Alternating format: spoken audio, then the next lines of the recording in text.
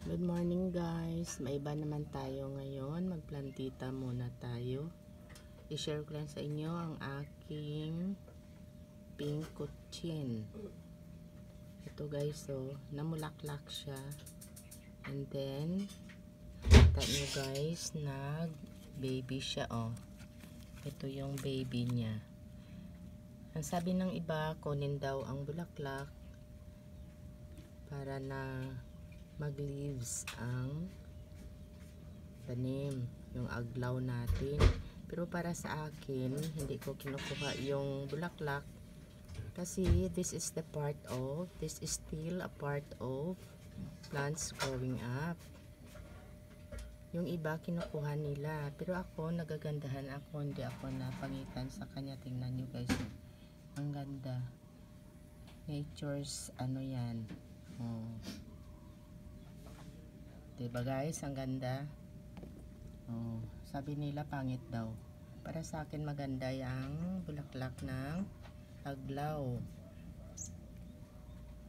Tapos ito ay propa na, bago lang to, mga 1 month lang to. Then nag-ano siya, namulaklak. Sabi nila pag namulaklak daw, old plant na yun. Hindi, baby lang ito, bagong propa ito, para parang 1 month lang ata. And then nang namulaklak siya, nagbigay siya ng baby. Tingnan nyo guys, ayan ang baby niya. Ay, sorry po.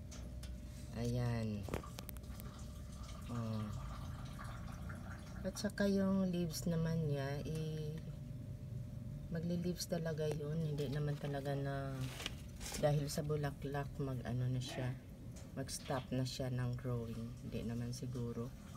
Bigay ng Panginoon yun ang bulaklak ng mga tanim natin. At saka nagbibigay din beauty sa tanim natin. Ayan. Yan lang guys. Sinishare ko lang sa inyo ang bulaklak ng aking pink kutsin. At saka yung baby niya. Ayan. Ganda guys. Thanks for watching.